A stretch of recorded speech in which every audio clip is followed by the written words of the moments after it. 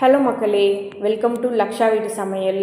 இன்றைக்கி மார்னிங் எங்கள் வீட்டில் என்ன பிரேக்ஃபாஸ்ட்டுன்னு பார்த்தீங்கன்னா பூரி தாங்க.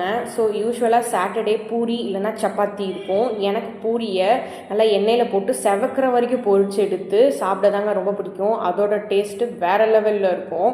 ஸோ இதுக்கு சைட் டிஷ் என்ன பண்ணியிருந்தேன்னு பார்த்தீங்கன்னா மஷ்ரூம் கேப்சிகம் வச்சு மசாலா கிரேவி. இது வந்து பூரிக்கு பர்ஃபெக்டான காம்போ.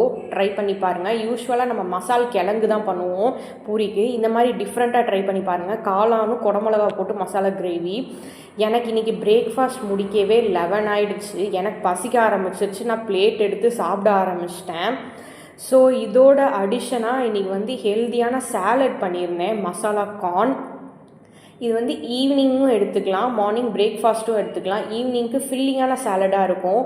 இது ஏற்கனவே நான் என்னோடய சேனலில் போஸ்ட் பண்ணியிருக்கேன். இதோட லிங்க் டிஸ்கிரிப்ஷனில் கொடுக்குறேன், செக் பண்ணி பாருங்கள். ஹெல்த்தியான சாலட். ஸோ இதுதான் இன்றைக்கி எங்கள் வீட்டில் பிரேக்ஃபாஸ்ட். ஸோ இந்த மாதிரி வந்து பிரேக்ஃபாஸ்ட் காம்போ ஐடியாஸ்க்கு என்னோடய சேனல் லக்ஷா வீட்டு சமையலில் சப்ஸ்கிரைப் பண்ணிக்கோங்க.